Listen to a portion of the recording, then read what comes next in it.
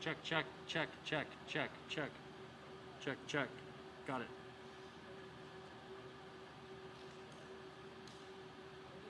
Hey, Jen.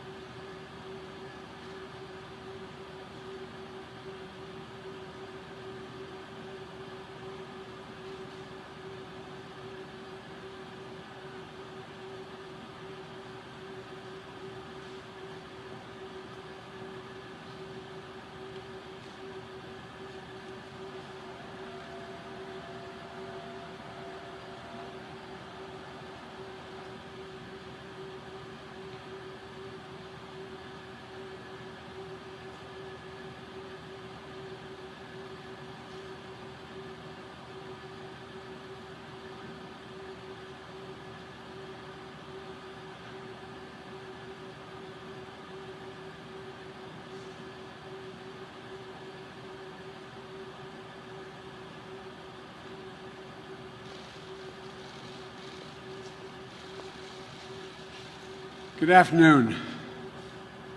I want to thank Carnegie Mellon for providing this space and all the promise it holds for future jobs in a high-tech world.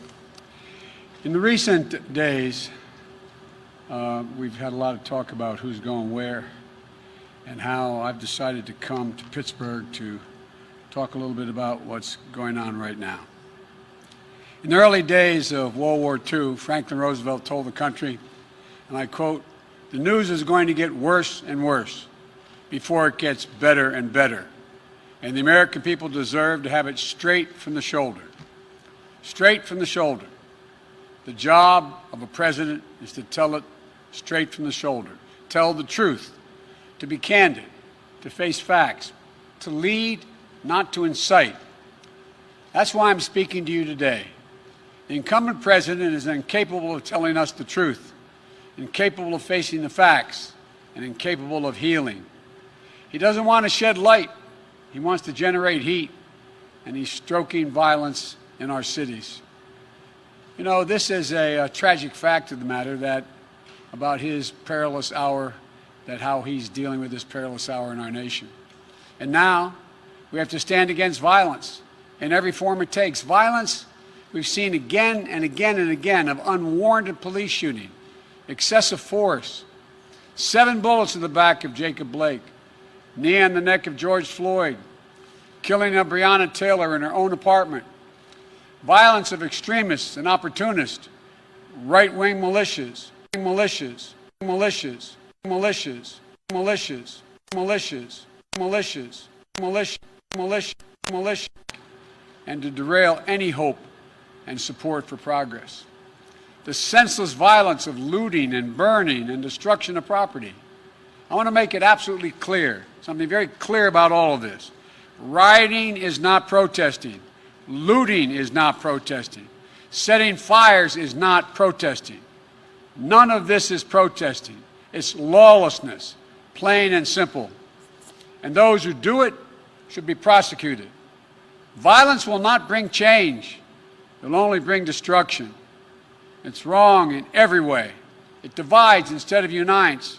Destroys businesses, only hurts the working families that serve the community. It makes things worse across the board, not better. No, it's not what Dr. King or John Lewis taught, and it must end. Fires are burning, and we have a president who fans the flames rather than fighting the flames.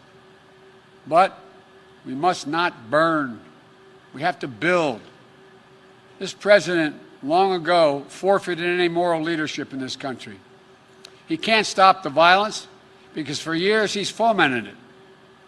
You know, he may believe mouthing the words law and order makes him strong, but his failure to call on his own supporters to stop acting as an armed militia in this country shows how weak he is. Does anyone believe there'll be less violence in America if Donald Trump is reelected? We need justice in America. We need safety in America. We're facing multiple crises. Crises under Donald Trump have kept multiplying. COVID, economic devastation, unwarranted police violence, emboldened white nationalists, a reckoning on race, declining faith in the birth of the right American future. There's no reason why we can't just do so much more than we're doing. The common thread, the incumbent president who makes things worse, not better. An incumbent president who sows chaos rather than providing order. An incumbent president who fails in the basic duty of the job, which is to advance the truth that all of us know, that we're all born with the right to life, liberty, and pursuit of happiness. That's right, all of us. The moms and dads in Scranton, where I grew up, who have worked and scraped for everything they've ever gotten in life. The auto worker in Michigan, who still makes the best automobile in the world. The single mom in Ohio working 3 jobs just to stay afloat, who'll do anything for her child. Retired veteran in Florida, who gave everything he had to this country and now just wants us to honor the promises made to him. Lord & Taylor salesperson who just lost their job, a store closing after 194 years in business. Nurses and doctors in Wisconsin who've seen so much sickness, so much death in the past 6 months. And they wonder how much more can they take? But still they muster up the courage to take care of those patients in this pandemic while risking their own lives. Researchers in Minnesota who woke up this morning determined to find a breakthrough in treating cancer. And will do the same thing tomorrow and the day after and the day after because she'll never give up. White, black, Latino, Asian American, Native Americans, everybody. I'm in this campaign for you, no matter your color, no matter your zip code, no matter your politics. When I think of the presidency, I don't think about myself. It isn't about my brand. It's about you, the American people. We can do better, and we have to do better. And I promise you this, we will do better. You know, the road back begins now in this campaign. You know me. You know my heart. You know my story, my family story. Ask yourself, do I look like a radical socialist with a soft spot for rioters? Really? I want a safe America, safe from COVID, safe from crime and looting, safe from racially motivated violence, safe from bad cops. Let me be crystal clear, safe from 4 more years of Donald Trump. I look at this violence and I see lives and communities and the dreams of small businesses being destroyed. and the opportunity for real progress on the issues of race and police reform and justice being put to the test. Donald Trump looks at this violence and he sees a political lifeline.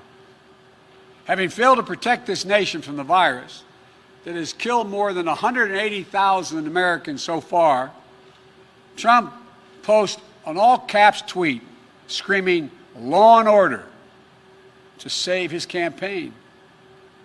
One of his closest political advisors in the White House doesn't even bother to speak in code. She just comes out and she says it. Quote, "The more chaos, violence, the better it is for Trump's reelection." Just think about that. This is a sitting president of the United States of America.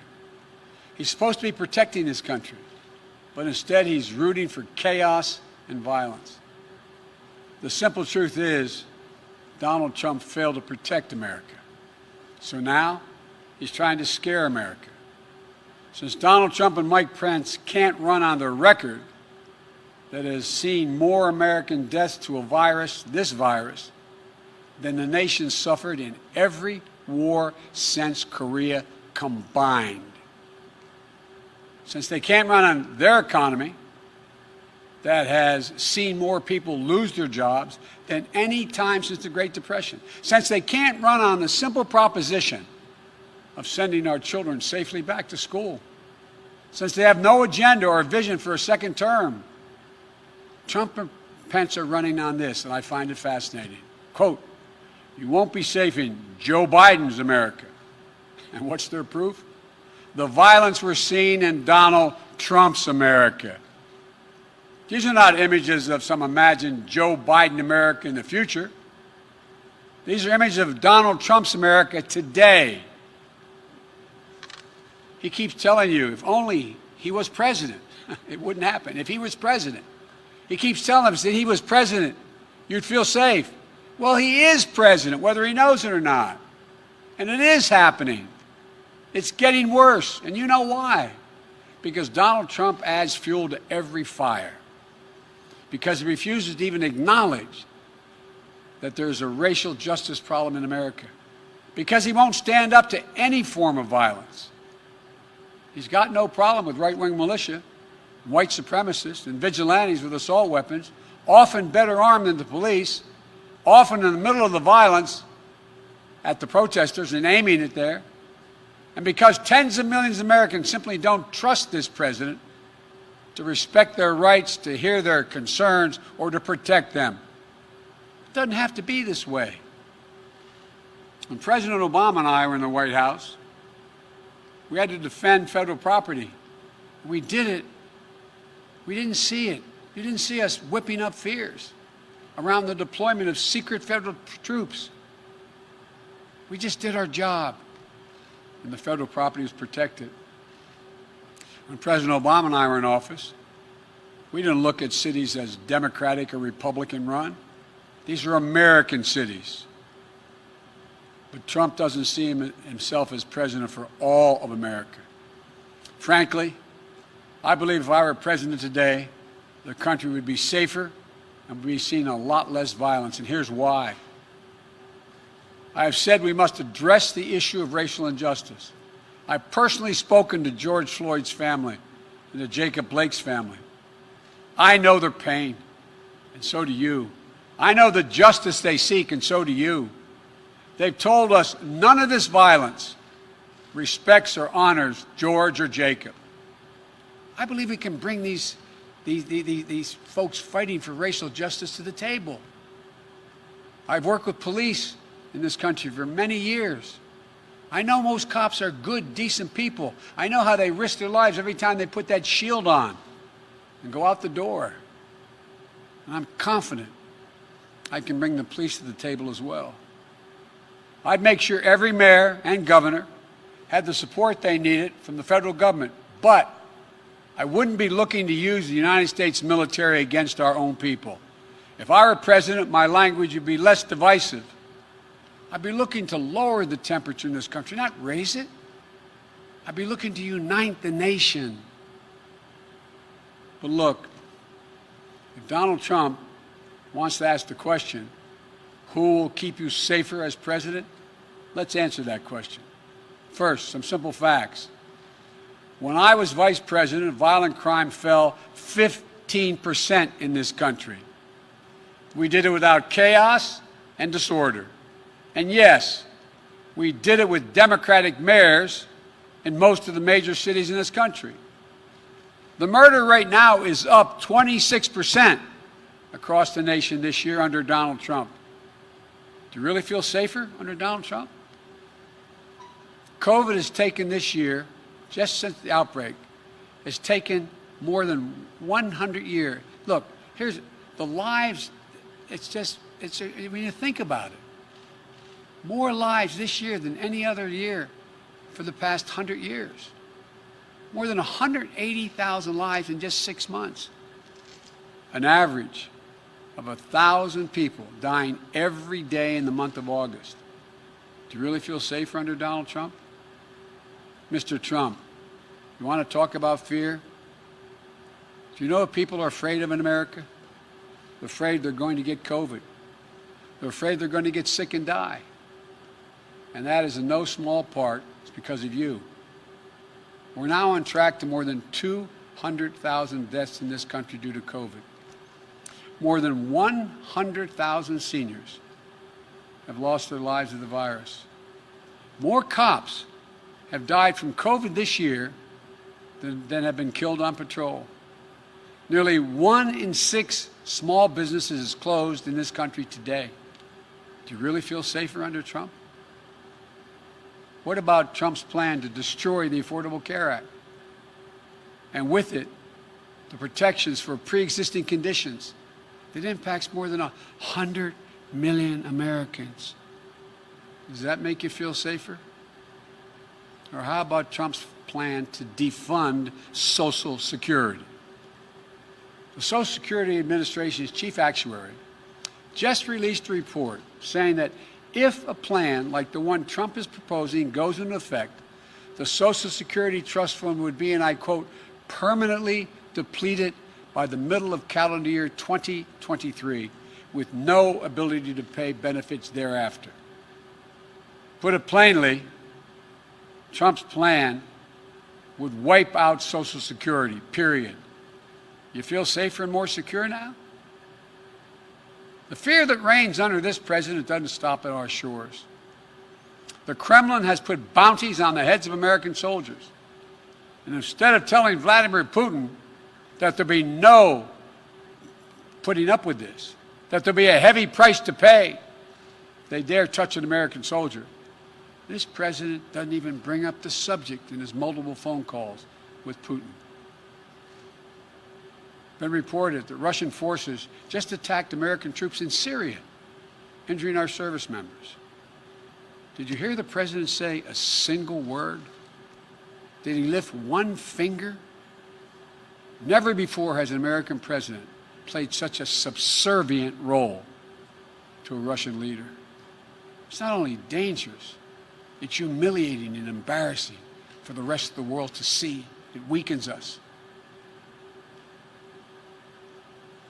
Not even American troops can feel safer under Trump. Donald Trump's role as a bystander in his own presidency extends to the economic plan and pain. The plan he doesn't have and the pain being felt by millions of Americans. He said this week, and I quote, "You better vote for me or you're going to have the greatest depression you've ever seen." Does he not understand and see the tens of millions of people who've had to file for unemployment this year so far? The people who won't be able to make next month's rent payment? The people who lost wages while the cost of groceries have gone up dramatically? President Obama and I stopped the Depression in 2009. We took a bad economy that was falling and turned it around. Trump took a good economy and drove it back into the ditch.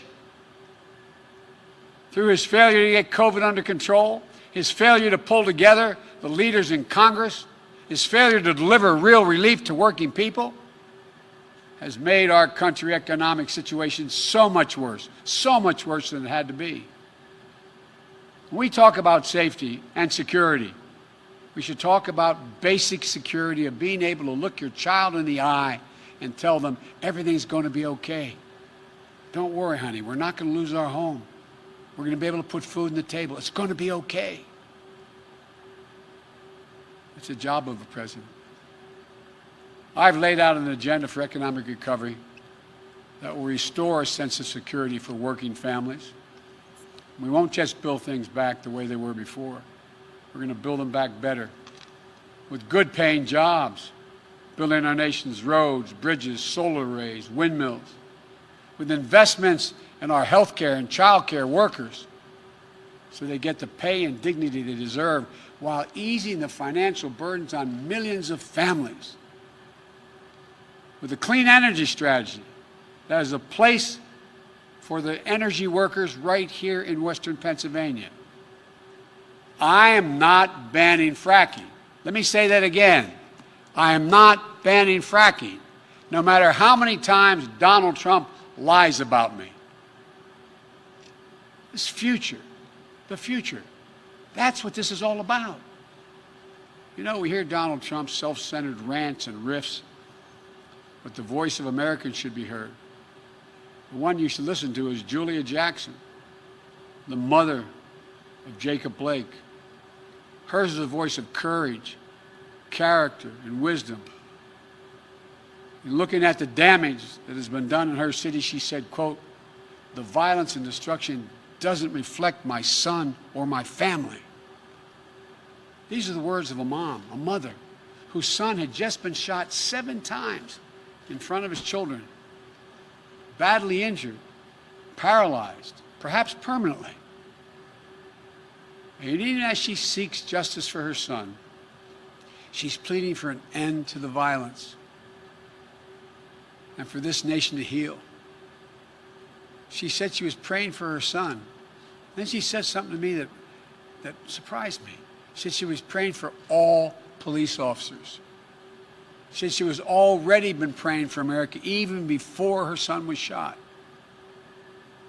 She's publicly asked all of us to examine our hearts. Citizens, elected officials, the police, all of us. And then she said this, quote, "We need healing. More than anything, that's what we need to do as a nation. We need to heal. The current president wants you to live in fear. He advertises himself as a figure of order. He isn't. And he's not been part of the solution thus far. He's part of the problem. The problem that I, as president, will give you my all resolve to stop. I'll deal with the virus. I'll deal with the economic crisis. And I'll work to bring equality and opportunity to everyone. We've arrived at a moment in this campaign we all knew, including the press in front of me, knew we'd get to.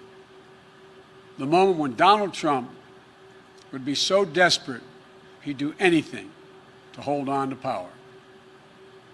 Donald Trump has been a toxic presence in our nation for 4 years, poisoning how we talk to one another, poisoning how we treat one another, poisoning the values this nation has always held dear, poisoning our very democracy. Now, in just a little over 60 days, we have a decision to make. Will we rid ourselves of this toxin? Or will we make a permanent part, it a permanent part of our nation's character? You know, as Americans, I'm confident we believe in honesty and decency, treating everyone with dignity and respect, giving everyone a fair shot, leaving no one behind, giving hate no safe harbor, and demonizing no one. We up to now always recognize there's something bigger than ourselves as we're about. Trump doesn't seem to believe in any of that. Look, I've said it before and I'll keep saying it. America's an idea. It's the most powerful idea in the history of the world. and I believe it beats in the hearts of the people of this country. All men and women are created equal, and they deserve to be treated equally.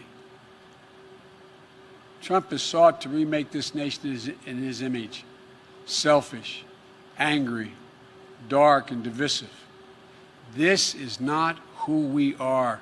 At her best, America has always been, and if I have anything to do with it, will be again generous, confident, an optimistic nation, full of hope and resolve. Donald Trump is determined to instill fear in America. That's what his entire campaign for the presidency has come down to: fear. But I believe Americans are stronger than that. I believe we'll be guided by the words of Pope John Paul II, words drawn from the Scriptures. Be not afraid. Be not afraid. Fear never builds the future, but hope does. And building the future is what America does, what we've always done. In fact, it's what we have done best and continue to do best. This is the United States of America. There's not a single thing beyond our capacity when we decide to do it together. So let's get together. I want to thank you all. May God bless you, and may God protect our troops.